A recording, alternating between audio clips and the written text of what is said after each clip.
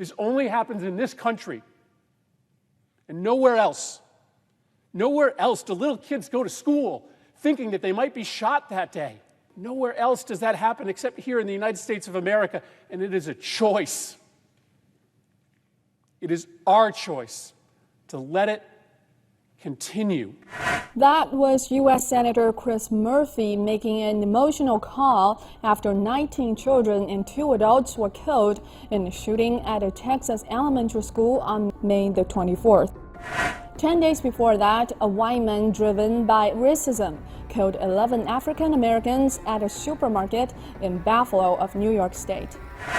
Around the same time, the U.S. death toll from COVID-19 reached 1 million, less than 2.5 years after the nation recorded its first COVID-19 death.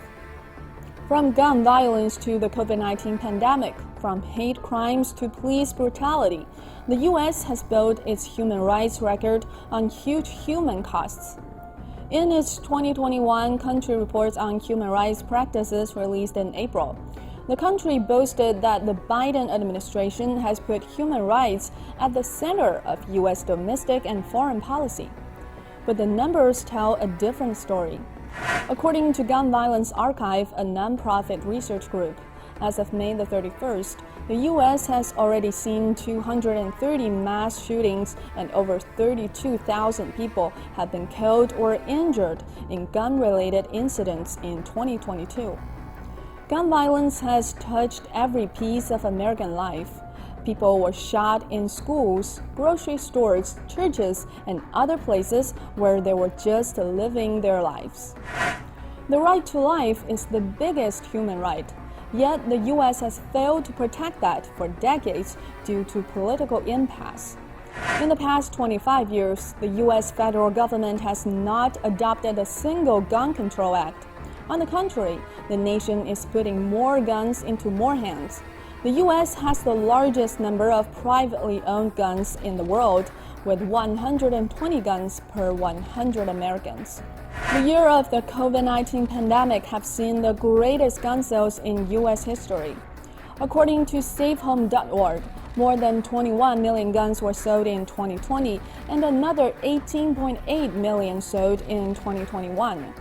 Repeated calls for stricter gun control with recurring gun crimes have become a national shame. Given the nation's deeply entrenched political division, stopping the cascade of carnage would be an impossible challenge. Just 3 days after the Texas shooting, the National Rifle Association, the U.S. largest gun lobby, held its annual convention in Houston. Speakers at the convention, including former U.S. President Donald Trump and other Republicans, rejected the idea of gun reform.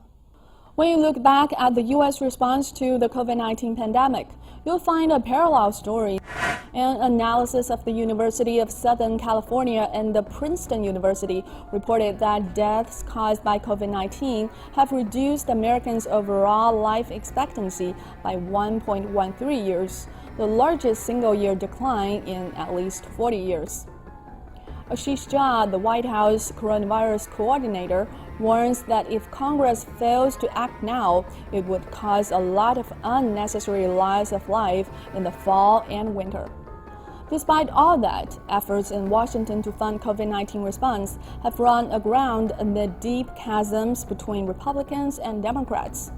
U.S. lawmakers have grown numb to preventable tragedies and turned a blind eye to the fact that the American people, especially certain communities, are bearing the brunt of their irresponsibility. May the 25th marked the second anniversary of the death of George Floyd, an African-American man murdered by a white policeman kneeling on his neck. Floyd's death sparked massive demonstrations across the U.S., but little progress has been made since. The Floyd tragedy continues unabated in the country, where white supremacy remains widespread and minority groups still live in the shadow of systemic racism and ingrained injustice. According to Mapping Police Violence, at least 1,144 people died in 2021 due to U.S. police violence, and more than 20% of those killed were African Americans. In a Pew Research Center survey conducted in mid-April, 32% of black adults said they worried every day or almost every day that they might be threatened or attacked because of their race or ethnicity. Around 21% of Asian Americans and 14% of Hispanic adults said the same. As a persistent and systemic issue, racism has permeated every corner of American society. The COVID-19 pandemic has laid bare underlying inequalities embedded in the nation's political, economic, and social fabric. Communities of color were hit hardest due to failed access to health insurance and vaccines. Data from the U.S. CDC show that non-white Americans suffer higher death rates. Among them, black people make up 21.6% of the total deaths, while they only account for 12.7% of the population.